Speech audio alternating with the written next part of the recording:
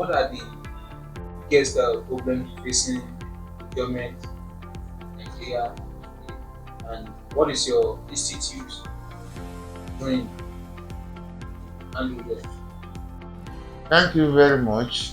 It's no more a new thing that the Institute has been facing a lot of challenges because of educated professional illiterates that try to rewrite the history of what procurement is. Because I've never seen where an institute, a profession that is established by an act, and somebody is claiming that it's his own function. How? Yes, you can be related in certain sections. For example, an accountant in an organization has its own work defined by their act for them. The same thing applies to other professions. But to my greatest surprise, in Nigeria particularly, uneducated or educated professional engineers that are mid-crisis, that have mid-crisis profession in their own end, are claiming that procurement is their job. How do you seize an organization that his own mandate and convert it to your own because of selfish interest? And that is why the country is facing a lot of problems. Where the resources are going, no Nigerian can clearly say why this is. For instance, they are saying power sector is not a blessing. Mark you, what it used to be in 60 is not what it is today now, because the equipment is sold by them. If you do not replenish them, and you see think that you can cope with the blowing of the system. That is one. Two, and you use traditional system to be what is ongoing now. You can't use old technology to solve modern system. That is what we are facing. Except when government comes to realize, because they are selling dummy idea to the government, that if you allow professionals to work, you will not be able to make money. And those who don't love the country buy into it. That is what is facing them. They don't allow professionals to handle the procurement job, and that is why we are facing this problem. In a situation you carry a cashier to the bank, it's not thought out. You think that it will be carrying the naira in the bank away every day. Then at the end of the month, what do you think will happen to that level? It is the same being. If you carry non-professional to go to theater to operate, especially historian to operate a movie, you'll be able to kill as many people as you can. And that is what affecting today in Nigeria, because procurement professionals are not allowed to handle the job as it's supposed to be. This is what we are facing. And who bear the loss? The taxpayers. Are we getting what we're supposed to get today in Nigeria? The answer is no. Capital no. That is what it is. And you talk of what is the institute doing about it. We have been training a lot of people, because before now, there's no body to train the professional, and those who want to qualify as procurement professional always travel abroad to UK to get qualified. But we domesticated this since 1984. But other bodies like engineering quantity surveyor, they say it's their job. How is it their job? Is what we don't know. Because by our elementary knowledge of economics, Adam Smith in 1776, he defined division of labor, that do your own division of energy. That is what it is.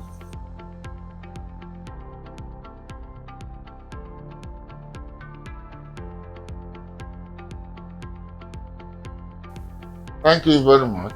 Before now, only few polytechnics are offering, and no university offering the program. But as at now, Some universities have come on board, even training people to PhD level, like Ladoke Akitola University is one. Kaduna State University, they are the first university to start BSc in Procurement and Supply Chain Management. Otherwise, it's only Kaduna Polytechnic that started it. They are the first polytechnic to start the program in 1974. And today, many polytechnics are offering the courses, and universities are doing that. And those are the raw material for the institute to train and certify them as procurement professionals. That is how far I have been going to most of those universities, courtesy of National Board of Technical Education and Ministry of Education to accredit their courses. And yet, some individuals are coming that procurement is their job. How is it your job? They are not clearly spelled out, but they jump into it. And I call them mid-career professionals.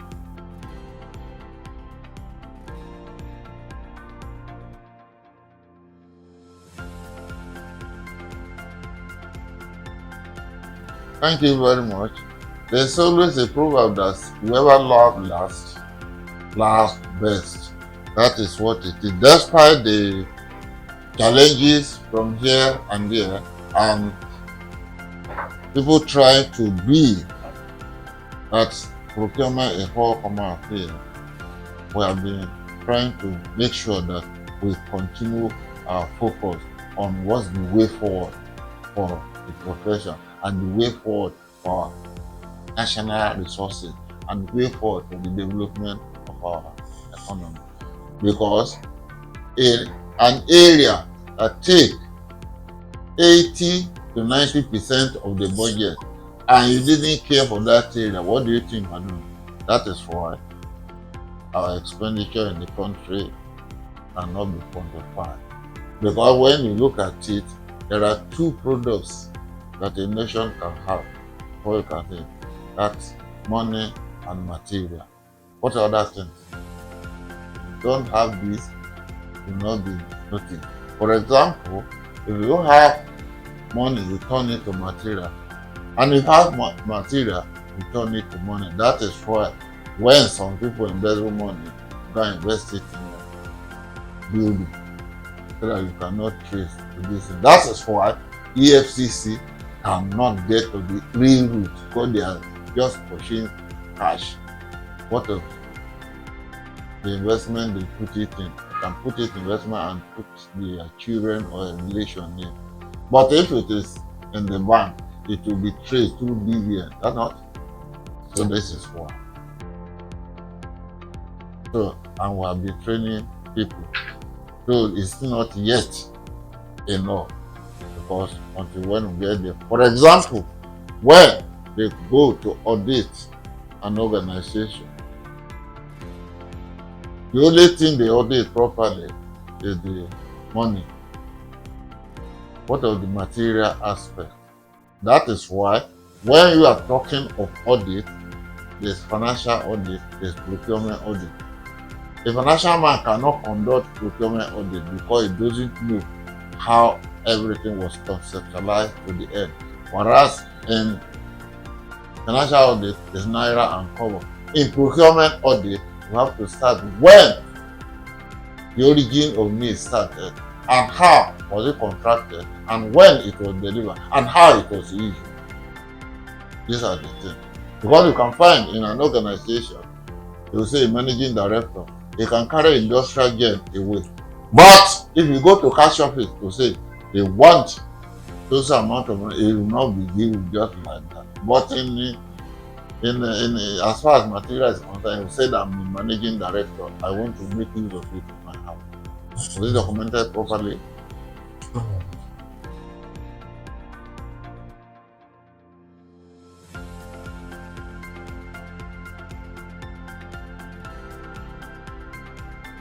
The vision is that one, government at all levels has to recognize that sector, that it takes the lion's share of the budget Two, they need to train those who make it as their career, and not that just picking anybody from the nowhere and saddle that person that is in charge. Does he know the art and science of what it is? Does he know how to negotiate to the benefit of the organization or to the country appropriately? Because a renounced author, Dr. Karan, he said in business, you don't get what you deserve, but what you negotiate. That is why those who voted for what they are being taught is what you negotiate. Therefore, procurement is going to lead in the nearest future because it takes the lion's share of the budget. When you then recognize that one, it means you are not deriving value for money, value for taxpayers' money. That is what it is. So, procurement is an open eye that watch how your resources are being expended. That is why we call ourselves wise spend management. How can we ensure transparency and value for money amid inflation and FX? Thank you, Princess. That is our slogan. We say value for money in terms of transparency, accountability, and make sure that things go to the right direction. In a situation, if it doesn't go to the right direction, how do I value for it? Therefore, the question public should be asking, how is our budget implemented? And to derive value for money for that, the right personnel must be saddled with the responsibility. Otherwise, you cannot get the result.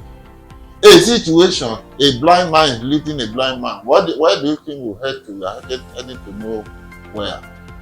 The person, for example, let's say permanent secretary in any of the ministry, is saddled with the responsibility and he doesn't have. That's why they call themselves accounting officer. And the procurement officer under him is not what they tell him, dictate to him he will do. Then, is that what it is for other professions? And why always any executive come into power, the area you want to have interest on is the procurement, because that's where you'll be dishing out contract. That's where you now tell you, say, Ade was my classmate, Ade was this. Whereas in procurement, it's not allowed by the ethics.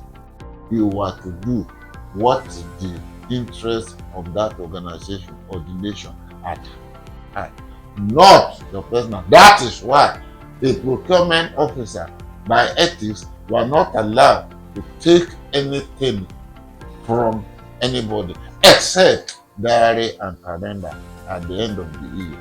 But a situation a situation in which they saddle somebody who is not good at himself, how much more at the profession, a saddle with the profession, what do you think he will do?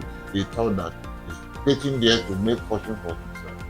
This is what it is. How can technology and e-procurement, how can it help